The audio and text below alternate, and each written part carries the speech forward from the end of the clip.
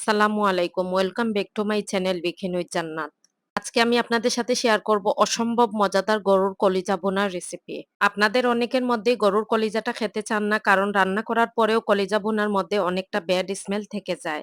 তাই গরুর কলিজাটা কিভাবে রান্না করবেন এবং কলিজা ভুনা রান্না করার পরেও কিন্তু কোনো ধরনের ব্যাড স্মেলটা থাকবে না। অসম্ভব মজার হয়ে থাকবে এই রেসিপি ফলো করলে। এই ভিডিওতে স্টেপ টু স্টেপ দেখানোর চেষ্টা করেছি।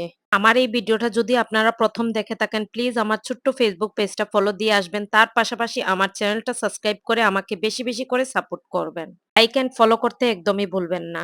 Let's go to my kitchen and cook. এখানে গরুর কলিজা নিয়েছি হাফ কেজি প্লাস। গরুর কলিজাগুলো আমার পছন্দ মতো আমি কেটে নিয়েছি। কলিজাগুলো খুবই ভালো করে ধুয়ে ক্লিন করে নিয়েছি। চুলার মধ্যে কড়াই বসিয়ে পর্যাপ্ত পরিমাণ পানি দিয়েছি। চুলার মধ্যে পানিটা বসানোর পর বলকটা চলে এসেছে। এই ফুটন্ত গরম পানিগুলোর মধ্যেই আমি কলিজাগুলো ছেড়ে দিব। নরমাল পানি দিয়ে কলিজাগুলো খুবই ভালো করে আমি কয়েকবার পরিষ্কার করে নিয়েছি। এভাবে কলিজাগুলো সিদ্ধ করে নিলে কলিজার ভিতরে যে রক্ত এবং ময়লা থাকে সবকিছু বেরিয়ে আসে। আর এভাবেই আমি কলিজাগুলো কিছুটা সময় নিয়ে সিদ্ধ করে নিয়েছি গরম পানির মধ্যে। দেখতেই পাচ্ছেন পানির উপরে কিভাবে ময়লাগুলো ভেসে উঠেছে। কলিজা রান্নার সময় এই প্রসেসটা খুব ভালো করে ফলো করবেন, তাহলে দেখবেন কলিজা রান্নার পরে কিন্তু আর কলিজার মধ্যে কোনো বাজে স্মেল আসবে না। কলিজাগুলো গরম পানি দেওয়ার আগে কিন্তু আমি অনেকবার নরমাল পানি দিয়ে খুব ভালো করে ধুয়ে নিয়েছি, তারপর সিদ্ধ করতে দিয়েছি। 5 মিনিট পর এই তো কলিজাগুলো গরম পানি থেকে উঠিয়ে নিচ্ছি। কলিজাগুলো গরম পানি থেকে তোলার পর কিছুটা ঠান্ডা হয়ে গেলে কলিজার উপরে যে আবরণটা দেখতে পাচ্ছেন, এই তো হাতের সাহায্যে আমি টেনে টেনে উঠিয়ে নিচ্ছি। কলিজাগুলো সিদ্ধ হওয়ার পর এই কলিজার আবরণটা কিন্তু তুলে নিবেন। কলিজা রান্নার সময় এই আবরণটা যদি থেকে যায় তাহলে কলিজাটা সিদ্ধও হতে অনেকটাই টাইম লাগে এবং খেতেও ভালো লাগে না। কলিজার উপরের আবরণটা এভাবে গরম থাকা অবস্থায় টেনে টেনে তুলে নিবেন। কলিজার উপরের এই আবরণটা তুলে নেওয়ার পর আমি খুব ভালো করে কিন্তু আবারও কলিজাগুলো ধুয়ে নিব। চুলার মধ্যে একটি প্যান বসিয়ে দিয়েছি। প্যানটা কিছুটা গরম হয়ে যাওয়ার পর এই তো রান্নার তেল দিয়ে দিচ্ছি 1 কাপ। তেল কিছুটা গরম হয়ে গেলে কুচি করে রাখা পেঁয়াজ দিয়ে দিচ্ছি 1 কাপ। তেলের মধ্যে পেঁয়াজগুলো দেওয়ার পর স্প্যাচুলারের সাহায্যে খুব ভালো করে তেলের মধ্যে পেঁয়াজগুলো ভেজে নিব। পেঁয়াজগুলো কিছুটা ভেজে নেওয়ার পর দিয়ে দিচ্ছি তেজপাতা 2টা, এলাচ 4 থেকে 5টা এবং দারচিনি 7 থেকে 8টা। পেঁয়াজগুলো তেলের মধ্যে কিছুটা সময় নিয়ে ভেজে নেব, পেঁয়াজের মধ্যে ব্রাউন কালারটা চলে আসা পর্যন্ত। পেঁয়াজের মধ্যে এই তো ব্রাউন কালারটা চলে আসার পর রসুন বাটা দিয়ে দিচ্ছি 1.5 টেবিল চামচ। আদা বাটা দিচ্ছি 1.5 টেবিল প্লাস হাফ টেবিল চামচ। পেঁয়াজের মধ্যে আদা এবং রসুন বাটাটা দেওয়ার পর খুব ভালো করে পেঁয়াজ এবং আদা রসুন সবকিছু আবারও ভেজে নিচ্ছি।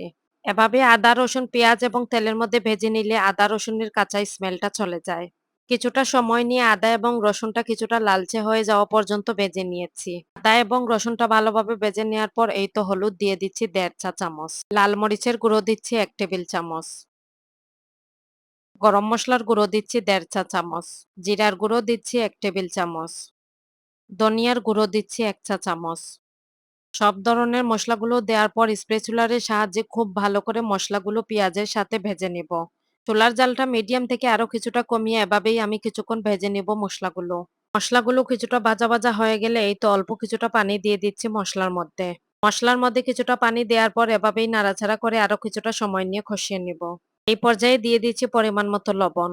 মসলাগুলো তেলের মধ্যে খুব ভালো করে ভেজে নেওয়ার পর এই তো মসলার উপরে তেলটা ভেসে উঠেছে। মসলাগুলো ভালোভাবে কষিয়ে নেওয়ার পর এই তো দিয়ে দিচ্ছি সিদ্ধ করে রাখা কলিজাগুলো। মসলার সাথে কলিজাগুলো স্প্যাচুলারের সাহায্যে খুব ভালো করে মিক্স করে নিচ্ছি। রান্নার টেস্টটা ভালো আসে আপনার রান্না করার প্রসেসের উপর। মসলাগুলো এভাবে কষিয়ে যদি রান্না করেন তাহলে রান্নার গুণাগুণটা টেস্টটা কিন্তু আরো বেশি বেড়ে যায়। ঢাকনাটা সরিয়ে এই তো কলিজাগুলো আবারও স্প্যাচুলারের সাহায্যে খুব ভালো করে নাড়াচাড়া করে নিচ্ছি। এভাবে মসলার সাথে কলিজাগুলো খুব ভালো করে কষিয়ে নিচ্ছি। চুলার জালটা এই সময় মিডিয়াম থেকে আরো কিছুটা কমিয়ে রেখেছি। আবারও ঢাকনাটা সরিয়ে এই তো কলিজাগুলো খুব ভালো করে নাড়াচাড়া করে দিচ্ছি। আর কিছুক্ষণ পরপরই কিন্তু এভাবে কলিজাগুলো নাড়াচাড়া করে দিতে হবে। বেশ কিছুটা সময় নিয়ে এভাবেই কলিজাগুলো ভুনে নিয়েছি। আর এই পর্যায়ে পরিমাণ মতো কলিজার মধ্যে পানিটা দিয়ে দিচ্ছি। কলিজার মধ্যে পানির পরিমাণটা কিছুটা কম দিয়েছি। বেশ কিছুটা সময় নিয়ে যেহেতু কলিজাগুলো ভুনে নিয়েছিলাম তখনই কিন্তু 80% কলিজাগুলো সিদ্ধ হয়ে যায়। তাই কলিজার মধ্যে পানির পরিমাণটা কম দিয়েছি। কলিজার মধ্যে পানিটা দেওয়ার পর যখন বলকটা উঠে এসেছে ঢাকনাটা সরিয়ে এই তো নাড়াচাড়া করে দিচ্ছি আবারও। ঢাকনাটা সরিয়ে এই তো আপনাদেরকে আবারও দেখিয়ে দিচ্ছি কলিজার মধ্যে 90% পানি শুকিয়ে এসেছে। কলিজাগুলো এই পর্যায়ে অলরেডি রান্না করা হয়ে গেছে। ঢাকনা দিয়ে ডেকে এভাবেই রান্না করে নিব আরো ১০ মিনিটের মতো। চুলায় থাকা অবস্থায় এই তো আমার কলিজাগুলো অলরেডি রান্না করা ডান। চুলা থেকে নামিয়ে এই তো কলিজাগুলো সার্ভিং ডিশে পরিবেশন করে নিয়েছি। খুবই কাছ থেকে আপনাদেরকে দেখাচ্ছি কলিজাগুলোর ফাইনাল আউটলুক কেমন হয়েছে। শুধু কলিজাগুলো দেখতেই লোভনীয় হয়নি, গরম গরম ভাতের সাথে এই কলিজাগুলো কিন্তু অস্থির ছিল। অসম্ভব লেভেলের মজার হয়ে থাকবে যদি আমার এই রেসিপি ফলো করে আপনারা একবার হলেও বাসায় ট্রাই করে খেয়ে দেখতে পারেন। পুরো ভিডিওটা দেখে যদি আপনাদের ভালো লেগে থাকে প্লিজ আমার পেজ এবং চ্যানেলের সাথেই থাকবেন। আজকের মতো এখানেই বিদায় নিচ্ছি। কথা হবে অন্য কোনো ভিডিওতে। আল্লাহ হাফেজ।